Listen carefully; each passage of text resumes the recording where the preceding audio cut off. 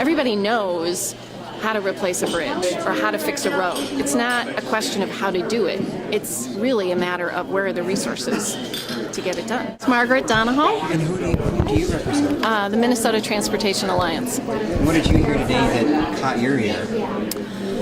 Well, they all seem to understand the importance of infrastructure for economic development, and that was really our goal in having this event today. That we have to create jobs now through construction. How do you distinguish between these three then? Because are they all for transportation equally? Would they do it the same way? I think we heard Emmer say, I would really shift to maybe private consultants, go to the cheapest bid. And Dayton would probably try and do it in-house. And how do you see that? Well, I'm not sure that's the most important thing to focus on is exactly who does the work. I think that's why they need to keep that open. They need to be willing to consider, right, they need to be flexible and consider for each project what's the best value. Do you think we're retarding Minnesota's growth now by not investing enough in transportation? Oh, absolutely. Absolutely. We've fallen way behind. What kind of evidence do we have of that? Well, we know that the pavement quality is deteriorating, that we have growing congestion, that we have huge safety problems.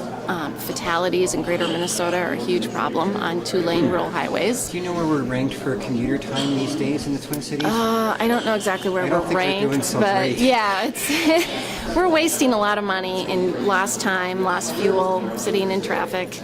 And as you heard today, there's a huge funding gap in meeting the needs. So, we know. Can we put it off any longer? No, because the longer you put it off, the more expensive it gets. It's like any kind of capital investment. Inflation, construction inflation, is higher than general inflation. So the cost of materials, asphalt, steel, all those kinds of inputs has been going up. And every year projects get delayed. It costs a lot more money. We have evidence of projects, the bridge in Stillwater that we're still waiting for. The cost goes up by $1 million a month. So that project has it's astronomical in terms of the cost now. If we had done it years ago, not only would it have been cheaper, we'd be driving on it. This is a difficult question. When we look at the 35 bridge falling, what failures were all there? Bureaucracy, funding, inspection. How does the Minnesota Transportation Alliance look at that event? Because it's really still burned into many Minnesotans' minds. Oh, absolutely. And it was a huge failure in all those areas. But it's absolutely why infrastructure needs to be a higher priority.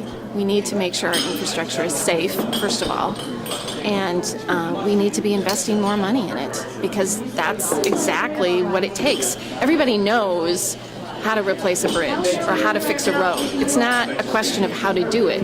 It's really a matter of where are the resources to get it done.